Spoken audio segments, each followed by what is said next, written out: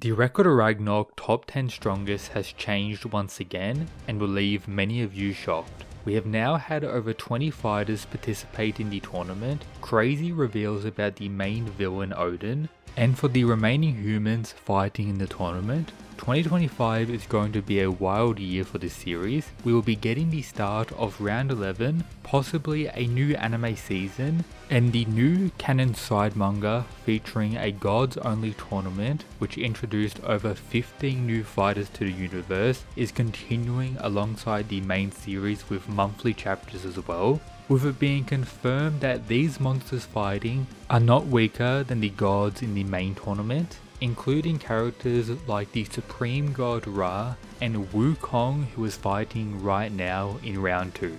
So for the top 10 in today's video, I won't be able to include those who haven't had their round yet, but some fighters who will likely be breaking into the top 10 when they do includes Odin, the mastermind behind the truth about Ragnarok, the final chief god remaining and monster who revealed his weapon, alongside being able to throw hands with Buddha and Beelzebub at the same time. We also have Nostradamus left for humanity, who has a lot invested in him by Brynhilde, and seems to get more important every other chapter as we learn more about him. There's the mysterious demigod and boyfriend of Brynhilde, Siegfried, who could be fighting at some point and likely is a true monster. Additionally, since this is only a top 10, you can of course make arguments for some changes in the ranking. For example, I believe my top 8 is very complete, but rank 9 to 15 for example is filled with many fighters around the same tier, notably Shiva, Okita, Susanoo, Hades, Apollo, Huang, and even some others, but make sure to listen in today's video as my reasoning will without a doubt make sense. But I guess if you guys want an updated tier list for every possible fighter, get this video to 3k likes. Now, coming in 10th is this dude. Huang, the 7th fighter for humanity who was able to defeat Hades, putting humanity in their first ever lead and flexing on everyone watching. Bro literally posed up with one arm. But before he was revealed to the story, Brynhilde was considering him as a fighter for Poseidon in round 3, and the second Hades was revealed as the god's fighter for round 7, Huang was chosen as the only one to take down this monster, king vs king, with Brynhilde's confidence in this choice being unlike any other in the entire tournament, and also involved a huge twist. This is because Hades was not on the original roster, only choosing the fight after Buddha's betrayal and victory over Hejun, and of course after learning his brother Poseidon was killed, resulting in Hades to pull up from his realm here for revenge and is the most respected god in the entire universe. Not even Zeus would go against his word. This is already making the narrative argument for Huang's strength very impressive. For example, Hades is a god that ability wise is not really that overpowered. He's someone that specializes in insane raw power with impressive speed and analytical abilities, so much so that during the Buddha fight, he seemed to be the only one truly understanding what was going on, as the one with the most knowledge, at least compared to the other Greek gods watching. Even Hermes, the main explainer dude throughout all of Ragnarok, highlighting his experience and skill as a chief god. But overall, he can be broken down as just another Poseidon with stronger single strikes, making him not really that comparable to those higher on the list, at least when considering his abilities. However, the way the record of Ragnarok gods hype up Hades and highlights him as the most reliable cannot be ignored. Even Poseidon respects this man. Beelzebub, who is beyond broken as you'll learn shortly, is the biggest glazer of Hades, and after losing to him in the past, was even given this overpowered divine weapon. The god of the underworld is truly just a Giga Chad, with Beelzebub being beyond stunned with Huang's victory, so much so that he had to pull up and get some quick revenge. Therefore, all this relates to Huang as he was able to dominate this god throughout the entire fight and of course claim that glorious victory. but it cannot be ignored that Hades is one of the most polarizing gods in Ragnarok. Some fans think he's trash and one of the weakest so far, a view that naturally makes Huang seem less impressive, with claims that he only won due to being a direct counter to Hades as well, and others ranking him around the top based on this narrative and continued hype in various side chapters after his death as well. So to be fair and as objective as possible in today's video, I need to consider both sides, therefore I have to be around the middle, which probably explains why Hades doesn't break into the top 10, but Huang's abilities is what pushes him to this spot for me. Right away we see that his Valkyrie is top tier, providing this entire suit of armor that technically should have divine weapon durability based on what we know about the Valkyries in the prior rounds, and also has the ability to transform into a sword, being explained as the greatest defense is also offense, with this Valkyrie enhancing Huang's martial art, which goes by the name Qi Yu, that was mastered during Huang's time when he was alive, during a fight with a demon god by the same name. That's right, this Chinese king slayed a god while just a human without any Valkyrie long ago when he was on his grind, clashing with him for 6 entire days, highlighting that this legend was simply built different without any enhancements, but this martial art allows him to deflect his opponent's attack back. This is done via the Heavenly Hand of Defense, or the armor form of Qi Yu, where he can absorb the energy of an attack and then redirect it back as shown in these various moments. Also having the ability to do this with the sword transformation, resulting in some combination attacks. He has the spear and halberd forms that are attacks capable of inflicting major damage on a god like Hades, the sword form which was able to defeat the god, alongside his amped up divine weapon in the finale. This was in combination with the Heavenly Hand of Defense and Huang's other broken ability. He is someone born with the ability to see these stars on people, called Chi Sight or Key Sight, and is explained as key points where people store or use their power. As such, with the crossbow form, he can weaken his opponent by hitting these points with air. That's right, Huang blows an air bubble like this that is explained as this thing one does not even notice when struck. To avoid while in combat is impossible.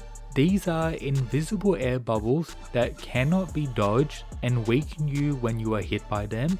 This includes the power of your attacks and even your defense, being used by the king to completely outplay Hades and defeat the god with enough power to one-shot him at various points, with Huang being able to combo all these abilities together, making him very versatile in many situations. 9th place is Poseidon, another god who has large groups in the community arguing him as either one of the strongest or mid-range fighters, but his narrative for a god is one of the best in Ragnarok and is a key aspect that decided a lot of placements below. For example, right as it's revealed that Poseidon is the round 3 fighter for the gods, we have the claim that he's a top tier fighter, having Brunhilde freak out when deciding who can defeat him, considering Leonidas, Huang and Nostradamus. When you have a look at the statements from various characters and the narrative, for Poseidon we have him being considered the Zeus of the seas,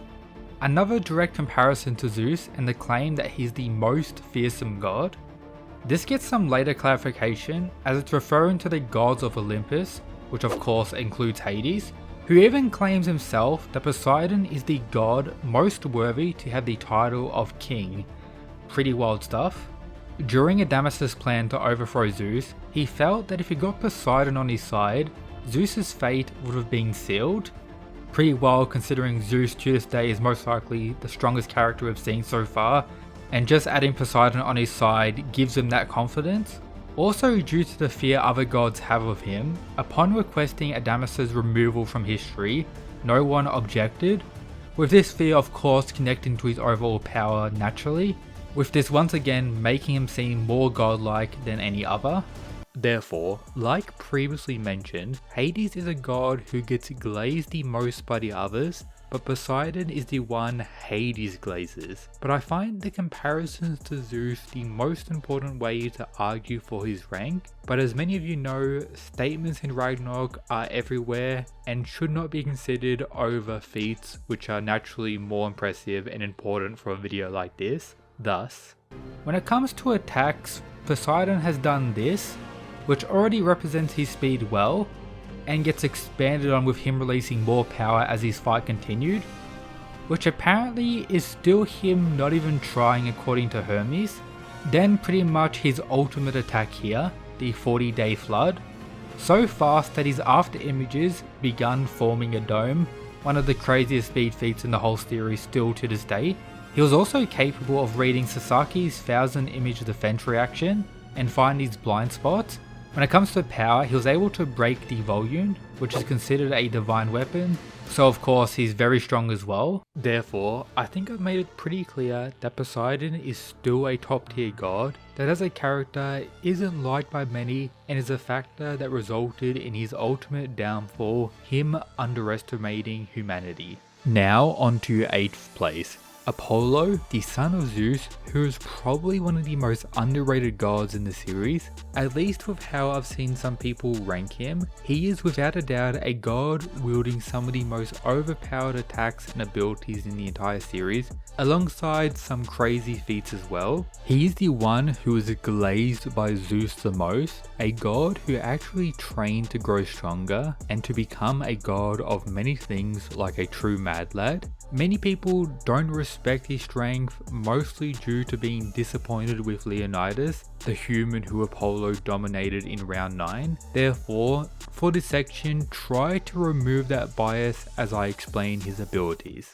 Zeus claims that Apollo is hard to understand and loves to mock all of us. However, he is strong, giving high praise to his son right away before the fight even begun. Furthermore, during the fight itself, he claims that Apollo won't lose to anyone, as no matter when or where, he answers everyone's expectations without fail, allowing him to shine and become so strong. This connects to his ability to get stronger throughout a fight, and according to Zeus is something that transcends logic and common sense. Therefore, with regard to his flashback, it's because Apollo knows himself so well, he has the mindset to continually improve. His divine weapon is known as the Threads of Artemis, capable of defending him from Leonidas' full strength attack. For example, Apollo creates them with light energy to surround the attack right before it really hits him, mitigating the damage. However, due to the power of Leonidas, it cannot defend him entirely from the damage, so it's best not to fully rely on this defensive measure. Regardless, it's claimed by Brunhilde that the Threads of Artemis can be used for attacking or defending. With their infinite uses, they are one of the strongest divine weapons there is, demonstrated with him creating these boxing gloves to fight with, revealing as mentioned before that he is the god of boxing, with superb footwork as claimed by Zeus, being capable of dodging all of Leonidas' attacks in this exchange, alongside doing decent damage from a single blow, and showing the ability to dominate with divine outboxing.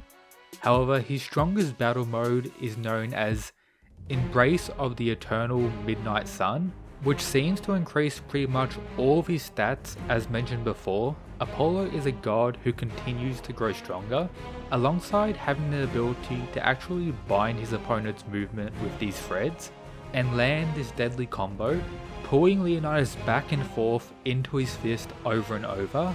So it's clear that Apollo has some pretty decent moves. However, the attack that puts Apollo as one of the strongest gods in the entire series without a doubt connects to him summoning Artemis Moonlight Glow. This results in his bow to be created with the use of light arrows, resulting in his ultimate technique, which is simply broken.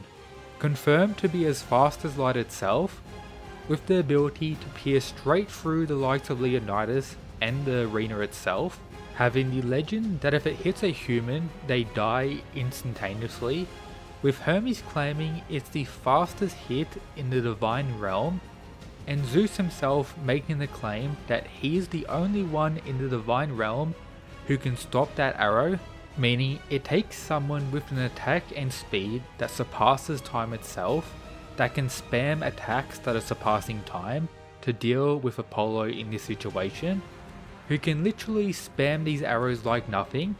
Furthermore, it's capable of harming gods, as the one arrow being deflected by Leonidas due to instinct did this amount of damage to Apollo, and if needed, Apollo becomes the legendary silver arrow himself, claimed to be the strongest of the divine realm, which broke through Leonidas' shield, which is regarded as the strongest shield in all of humanity, meaning when it comes to durability or defensive measures, there isn't really anyone who can survive this ultimate attack. Therefore, I think I made it pretty clear that Apollo has an answer for most fighters in the series. This is based on abilities alone. He has some of the best arguments for this rank. Some could even argue he goes higher, particularly compared to the other Greek gods. I know some of you also disagree and think, for example, Poseidon is stronger. That's fine, but more people on average agree that Apollo is stronger than the sea god, with better showings in the story itself. 7th place is Sasaki Kojiro, the Slayer of Poseidon, someone who could be ranked higher or even lower outside of the top 10 depending on one key factor: which version of him you used for this video. For example, the one from the start of round 3 is not close to the top 10 here, but the one right at the end that was able to defeat Poseidon is beyond broken. Let me explain why. The narrative of his entire fight with Poseidon was the god not taking him seriously and allowing Sasaki to scan or improve throughout, trying to reach the bottom of Poseidon's seemingly endless power, forcing the god to get more serious and unleash next level attacks throughout, requiring Sasaki to fall deeper and deeper. The pit of Poseidon's power kept on going on throughout the fight, but this human reached the bottom of that abyss, resulting in the swordsman to scan deeper, the vibrations of the air, the slight trembles of the earth. He scanned all of creation at once. He would steal the techniques of the gods, unparalleled in all of existence. This is the translation most of you probably read for the manga, but I think it's good to look at the physical Viz translation as well that I actually own, which claims that he could perceive all of creation, the god strikes, ultimate vision of 10,000 moves. Something that is very different, but mean the same things in context to what happened next. Sasaki Kojiro in the manga proceeded to easily dodge Poseidon's next attack, slicing off his arm, cutting the god's divine weapon and finishing off Poseidon, highlighting that Sasaki had indeed surpassed the most fearsome god without a doubt, and possibly by a large margin now. Of course, some will always say Poseidon never went all out, regardless of the before mentioned narrative and claims about him, but based on what we do know and saw in the manga, Sasaki is indeed stronger at the end, alongside various other narrative points building him up throughout the fight, as you can see on screen now. Therefore, this version of history's greatest loser needs to be placed here at the very least. Yes, you can make arguments that some people could go higher than him due to Sasaki glazing a lot of characters, for example Tesla, Huang, and most recently Okita. But again, statements in Record of Ragnarok are everywhere. Feats are by far the most important thing, and the perceived strength of Poseidon based on the narrative as well pushes Sasaki all the way up here. At least that's what I believe the most. Feel free to leave your comments down below disagreeing or maybe even putting him higher. Now for 6th place, we have Nikola Tesla, the human who might have the most broken set of abilities in Ragnarok to this day, a true mad lad who, yes, lost against Beelzebub in round 8, something that is not an anti-feat as you'll learn shortly, with this scientist demonstrating to the most dedicated fans of Record of Ragnarok that he belongs here without a doubt. Some would even say he goes much higher, so make sure to listen closely. His divine weapon is explained as the greatest mind in human history imagining a suit of armor, with this imagination becoming a reality thanks to the power of his Valkyrie with the Volume, which is used in the following way, involving the Valkyrie's life energy obtained via the Volume, which is converted by the super automation into high amounts of pressure, which is stored and released when he attacks. This results in his plasma pulse punch. That punch was capable of doing this to the ground, and the commentator statement that it's potentially a one-hit kill. He can expand on this attack with his plasma pulse jet punch, which is even faster, his plasma pulse punch twin, which is even stronger, and even his plasma pulse punch Morbius, which is so fast these fighters cannot see where a punch ends and where the next one begins. And tell me this, is Tesla just throwing an infinite number of punches as shown here? Let me know down below. He has the ability to create a cage known as the Gematria Zone, which is used for him to float in because it's an anti-gravity system. This results in the following amps: almost instant attacks due to Tesla reaching his top speed after a single kick when he is floating. This is known as Zero Max. However, it doesn't stop there. He has more abilities with his movement in this state, pretty much unpredictable movement, with this being called his Tesla steps. Zeus even gives this some praise by stating it's a very tricky move, that he's never seen anything like it. Furthermore, if Tesla is injured like he was during this fight, or if you consider stamina an issue in some way for like various what ifs, with his Tesla step he can dance with very minimal energy being used, allowing him to be very consistent and hard to take down when it comes to the war of attrition. Now, one of his most powerful moves, his teleportation. Labelled as instantaneous movement, with even the likes of Sasaki agreeing that he disappeared when he used it. The requirements and setup Tesla needs to complete this is so advanced and convoluted that Loki praised how crafty he is. Also take note that Tesla can only use this ability when his zone is active, and around 3 uses, but naturally this depends on whether he uses his Tesla coils for other things. Lastly, he has the ability to use his teleportation to of course teleport one of his arms, resulting in an attack labelled as the inescapable piercer attack, the plasma pulse punch cross. Of course, coming back to the start, each one of these variations could very well be a one-shot attack on I guess certain gods, as when it did hit Beelzebub it didn't particularly finish him.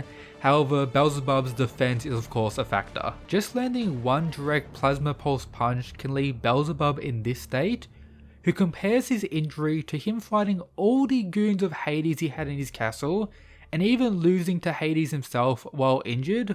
One attack is compared to all of that. Tesla was able to survive Beelzebub's most powerful attack as well, known as Chaos. If I'm being honest, this is probably one of the most devastating attacks in the whole series, and would take out a majority of the fighters if it was to be used on them.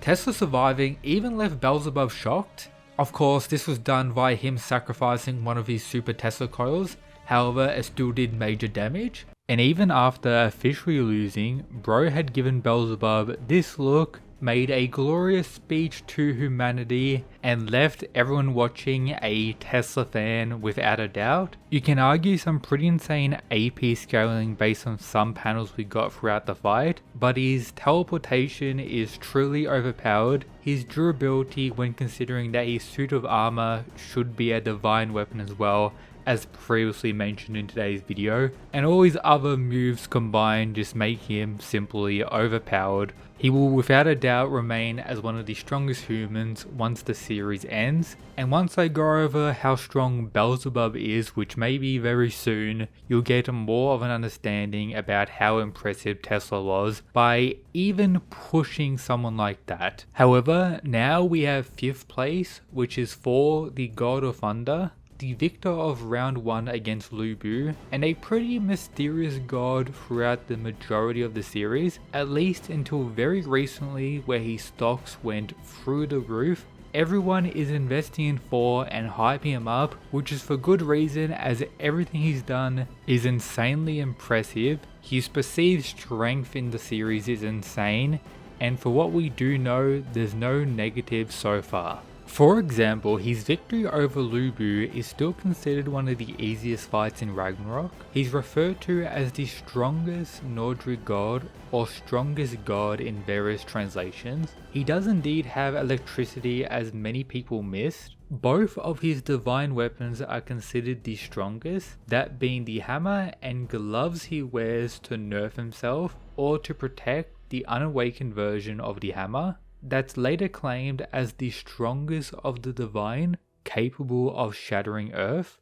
blowing up the arena with attacks, and crazy lore to hype him up. There's also some goon speed scaling for him and Lu Bu to argue top tier in that regard as well, alongside Thor teleporting into the arena in the anime for some reason. Now, recently in the manga, during the clash of Odin, Buddha and Beelzebub, right before Odin was about to continue his attacks, Thor stunned him with his lightning, confronted Buddha and Beelzebub alone, revealed his Giga Chad warrior mindset, made his father Odin concede, and ended the whole fight between these top tier gods, or at least delayed it until a later point, making Thor's portrayal in the series even better and highlights how he belongs at least in the top 5 for many people, and I honestly agree, I'm investing in Thor without a doubt. But on to 4th place, which is Buddha now, a go-to character that probably has the biggest fan base in Record of Ragnarok now, naturally resulting in a lot of haters to spawn alongside that.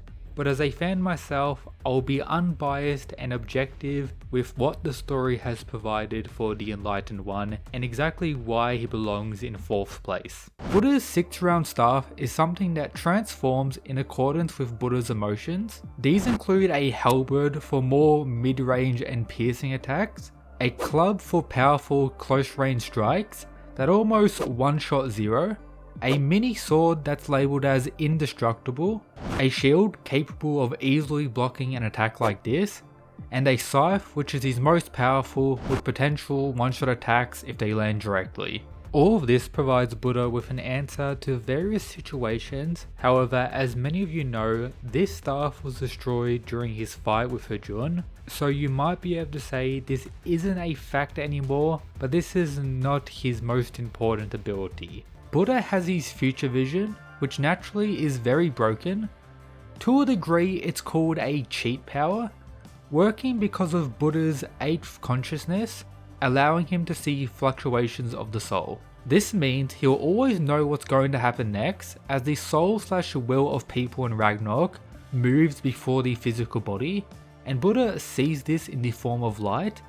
However, Brynhilde claims that he can only see a moment ahead, something that's up to interpretation, but looking at the manga or even the anime, it seems like Buddha is always aware of the next attack from Zero, likewise from Hajun when it begins working on him later in the fight, as during the clashes where Buddha was being beat up, the future sight ability no longer worked due to Hajun's darkness, something that for what we know so far is only unique to him, and was overcame by Buddha when he put fear into the demon god, dominating Hajun the second he got it back. However, this aspect has not stopped people from clowning on Buddha's speed, for example, claiming that he is a slow god and will get blitzed by many of the others. Some will bring up the candy scene between Zeus and himself, where the Enlightened One was able to prevent the Supreme God, the fastest character in the series, from touching them. But since this video is only talking about inverse scaling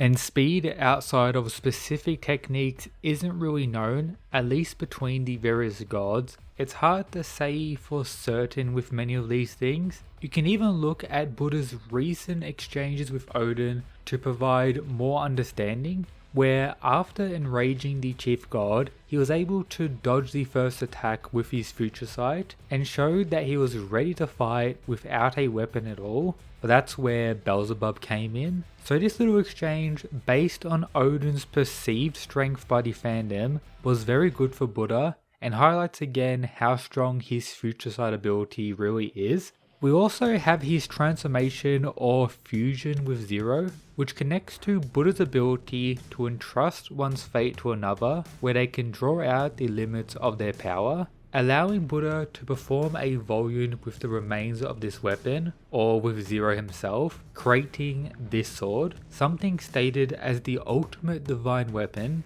and in the context of the fight, it may very well be. Furthermore, when it comes to current Buddha, we see that he still has this weapon, at least the base of it, before the sword volume or transformation, that he uses to whack Beelzebub and state, "I promised him that we'd walk the path of light together," meaning I do think it's possible that Buddha could enter this transformation again, but it's still unknown for now. We also got the huge statement from Beelzebub about Buddha that makes him seem even stronger, calling Buddha the most bothersome fellow and to come kill him, Beelzebub's ultimate goal, and states that perhaps Buddha will be the one, highlighting that he thinks Buddha is capable of such. Therefore, with all of this said, Buddha, based on the narrative in Record of Ragnarok, is without a doubt a top tier god worthy of this spot. There are of course a number of arguments against it, but based on which one is more likely considering the narrative, the future of Ragnarok and Buddha's portrayal in the series, this is where he belongs. Now for rank 3, we have Beelzebub, someone who is likely Satan in Record of Ragnarok, which I'll be breaking down shortly, and is someone I've mentioned a lot throughout today's video, but sit back and listen to this entire breakdown. Is going to be very important in understanding the truth. He has control over vibrations, which come from his ability known as Beats of the Devil's Wings, which results in his hand becoming an incredibly sharp blade. Beelzebub, with a slight twist of his staff, can even do this amount of damage, explained in the series as he can send attacks in the form of sound waves that destroy solid objects or even earthquakes from shaking the ground. Hermes claims that even if you know what the cause is, it's nigh impossible to counteract. Tesla provided the impression that it's so strong he would have been cut in two even through his armor, which was created by the greatest mind in human history, with the magical power of a Valkyrie on top of that, meaning it's pretty much durability negating and unblockable. Thus, as Goal states, that kind of ability is way too broken. The Staff of Olympus is his divine weapon and was given to him from Hades, once again something that's very broken. This is what it does. Used to create a wall of vibrations that can easily block an attack, stated to be a one-shot, and when used for attacking it can overpower Tesla, combining two of those one-shot punches. As such, it amplifies Beelzebub's base power. For example, when wielded by his left hand, it becomes a shield that can even repel the almighty Thunderhammer, and when wielded by his right hand, it becomes a blade that can even destroy the armor of the gods. Let's break this down a little more. His vibration shield can repel the strongest divine weapon, Thor's hammer, and can even destroy any god's armor, which I guess is also implying that God's armor is superior to human armor, which is to be expected, resulting in Brynhilde to outright state, he is the god who wields both the sharpest spear and the mightiest shield, simply broken. You may be wondering how much of an increase this staff provides to his regular shield or attack. All we know is Tesla stating that his attack was many times more powerful, so take that however you want. But you can clearly see the degree of the increase when a regular slash turns into this huge wave doing crazy damage like this. He can even use his vibrations to amplify one another, unleashing various types of combos. So just simple vibrations is quite complex and very, I guess, overpowered. Then we have his most powerful attack, known as Chaos. This involves combining his defense and offense hands, creating dense vibrations which result in this explosion. Something so strong it's a forbidden technique branded as taboo. Most likely Hades was the one who forbid this technique based on these implications.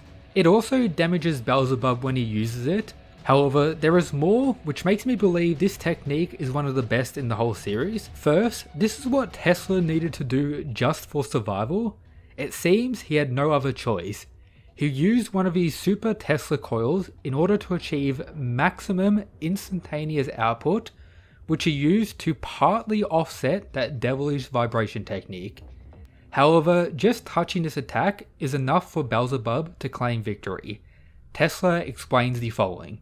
The characteristics of its vibration, it seems that the inside of my body has been significantly damaged from the moment I touched that spherical vibration. Meaning, just touching part of this attack will result in major internal damage, which could very well one-shot most fighters who don't, for an example, have a suit of armor to keep them going. And look at the size of the explosion as well. Good luck to anyone else Beelzebub faces. When it comes to bonus things we got for Beelzebub, upon seeing Hajun, he didn't give much of a reaction, just saying oh, so that is what became of that, seeing it as a little side project if I'm being honest, with the Greek gods claiming that the act of using Zero as soil for someone like Hajun to spawn requires someone with high levels of technical skills to such a degree that they only think of one person, Beelzebub. So you could even say when it comes to that skill set, Beelzebub is at the top of the verse. The commentator claims that even the gods fear and revile his cursed power. Whether it's offense or defense, Beelzebub has no weak spots. Regardless of Tesla getting faster out of nowhere, Beelzebub was still able to react, with the claim of instantaneous attacks as well. Beelzebub was able to overcome Tesla's unpredictable movement, the Tesla step, after only seeing it once. Adamas mentions that when it comes to fighting, Beelzebub's among the best Helheim's got, and Zeus, who's next to him listening, doesn't disagree. A younger Beelzebub faced and was defeated by Hades, while clearly somewhat injured as shown here, but the reason he was here was to try and let Hades kill him. And if you take this as Hades being stronger than Beelzebub, just look at this panel of Hades leaving while stating, if the answer you find is still that you wish to be killed by me, then come back to me when you're in actual fighting shape, meaning Beelzebub during this fight wasn't in peak condition whatsoever. Lilith's tattoo and the Satan within Beelzebub results in this. Even if I deliberately allow someone to kill me, I cannot find death. This tattoo will not allow me to die. Beelzebub's adaptation seems to be very good, with Hermes claiming in regard to Tesla's teleportation.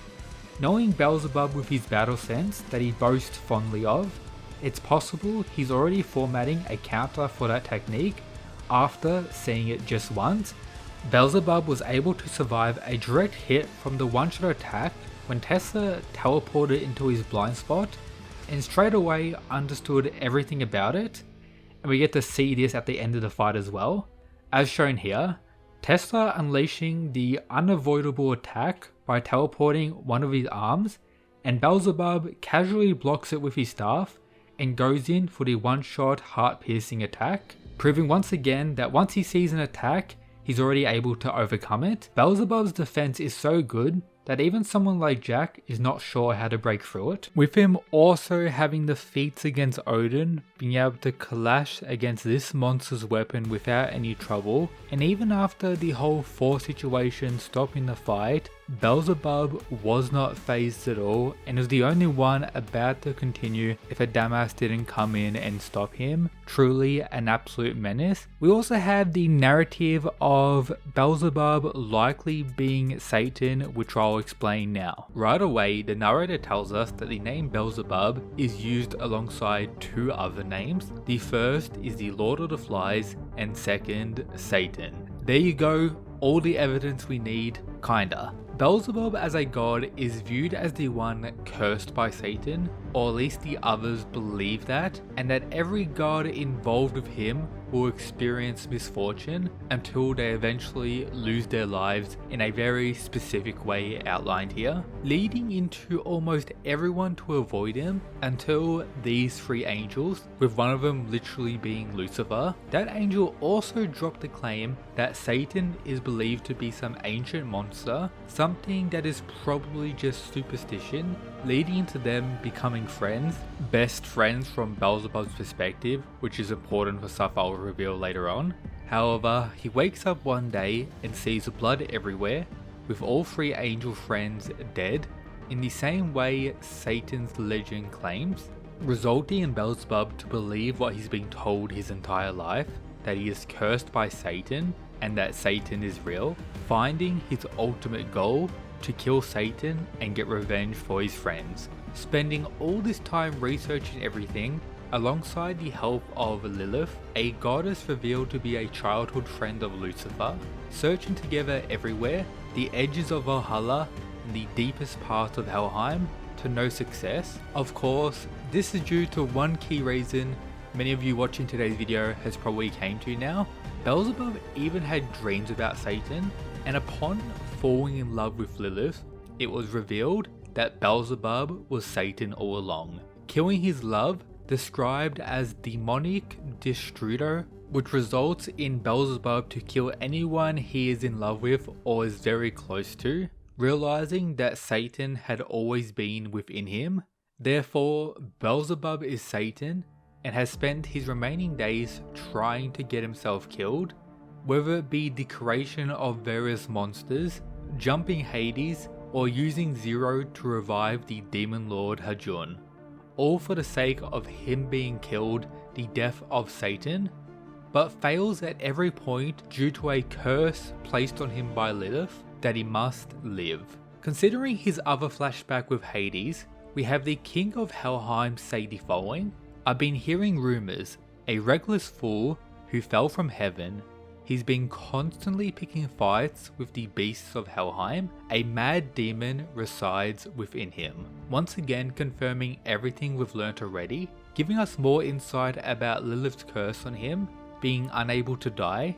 And it seems like when you take this panel here, Beelzebub is taken over by Satan when he's actually in danger of dying, as he's giving himself up to these monsters, and then in the next panel they're all defeated, meaning the curse of Lilith works alongside Satan in this regard, and I'll go into more detail about this soon, as something was also revealed during his fight against Tesla. This also explains the reason Satan didn't take over during the Hades clash, because the ruler never had the intention to kill Beelzebub, actually changing his view on Lilith's curse, making him see the light, you could say, that it's not a curse, it's actually a prayer for Beelzebub to continue living, with Beelzebub coming to the following conclusion: "I must continue to live, so when he does die, it's as horrifically as possible." However, due to his respect for Hades, and of course him changing his view, him giving him this weapon, etc., his wanted revenge for Hades losing in Ragnarok against Huang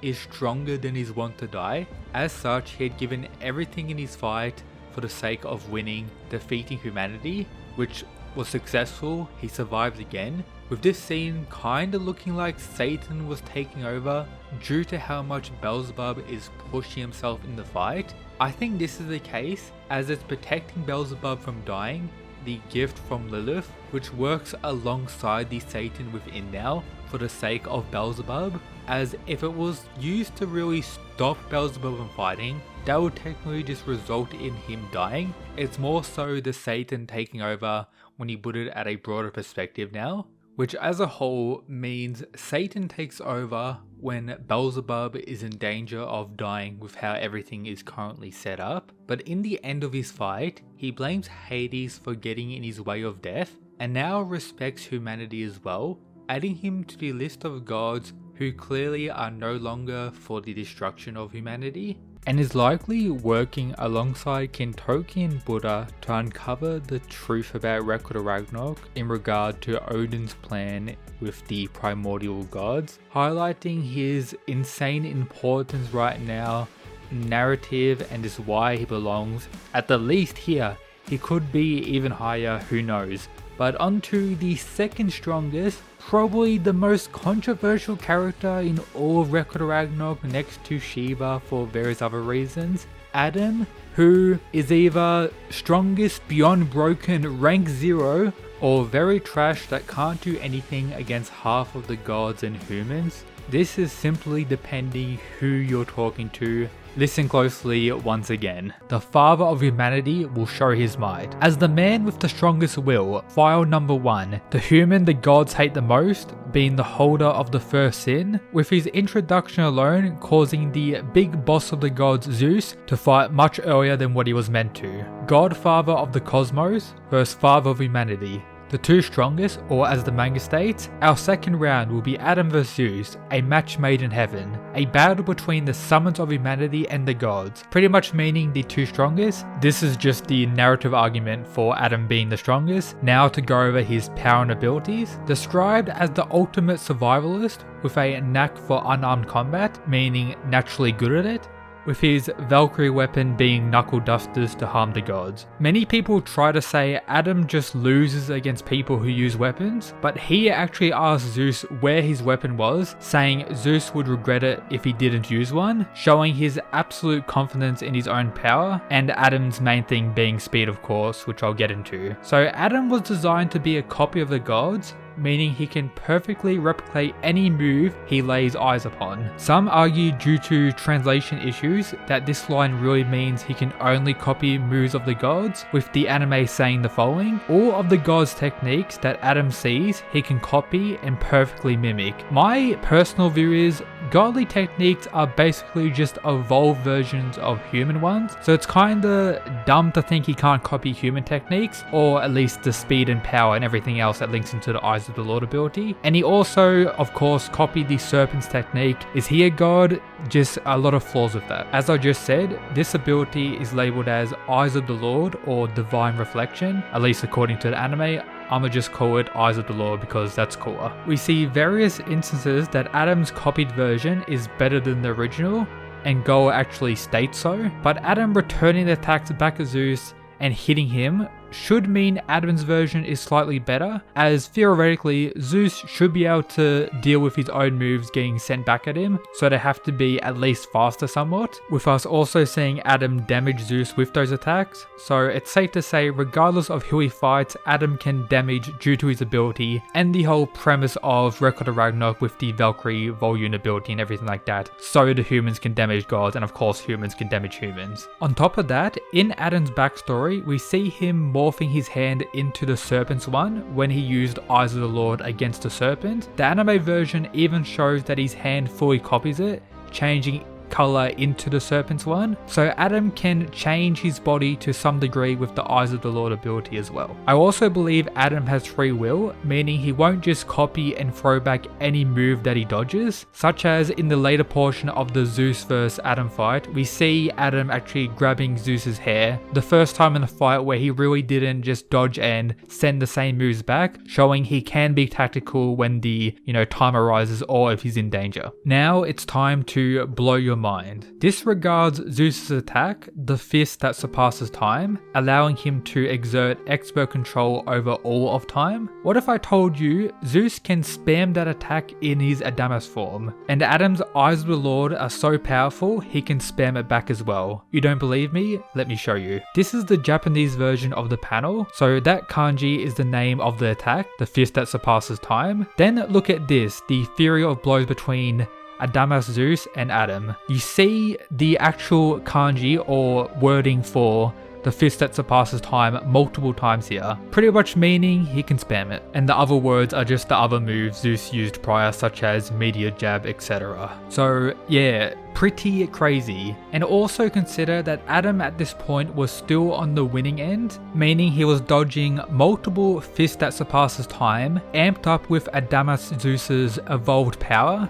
stated to be undodgeable and one-hit kills. Adam dodges all this and sends it all back for the large portion of the later part of the fight. Also regarding the fist that surpasses time, if you take the name literally as it isn't just a time stop punch, but something much more overpowered. Regarding how long this went for, we have this statement from Hermes. So 6 minutes against Zeus's Adamas form with all these crazy attacks. But regardless of all that, the power of this line alone is enough to rank Adam at the top. The fight became a war of attrition that Adam would have won if some of Zeus's blood didn't hit Adam's eye, with that causing them to instantly overheat, most likely way before they were initially going to. But apart from that, you also see some of Adam's durability here, surviving various attacks from Zeus as I said before, undodgeable one-hit kills, surpassing time, everything like that, Adam can still tank through them with his insane will, making Zeus fall down, even fighting after he had initially died. I think it's pretty safe to say, if the blood didn't hit Adam's eye, he would have won. So let's say out of 10 fights, Adam could potentially win a majority. Meaning Adam is actually the strongest in the verse, potentially, or from what we know so far. But one thing to also consider is Zeus says this after the fight. If this were a contest of endurance, no doubt about it, I'd have to give it to ya, proving that claim even more. But as already outlined, many people believe Adam won't be able to do anything against gods that have weapons, and they won't believe he has options unless they actually see it, which we definitely won't considering Adam's already gone from the story. But coming back to the feats during this fight, you have to place him here, considering his performance against Zeus, who is still number one, the strongest character in the entire series. This is mostly due to the overpowered nature of the attack, the fist that surpassed time, and the ability to spam it in his Adamas form. But we also have the narrative of him being the one true supreme god, his mad lad energy in all of the flashbacks, him shitting on other gods like Shiva, and there's various other moments. A majority of the fanbase still believe that Zeus is the number one.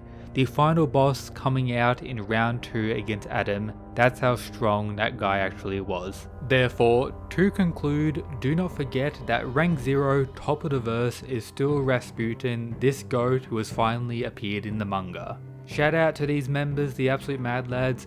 Support the channel, follow everywhere, links in the description. Also this playlist with all Record of Ragnarok videos, further expanding on everything in today's video. Laters boys.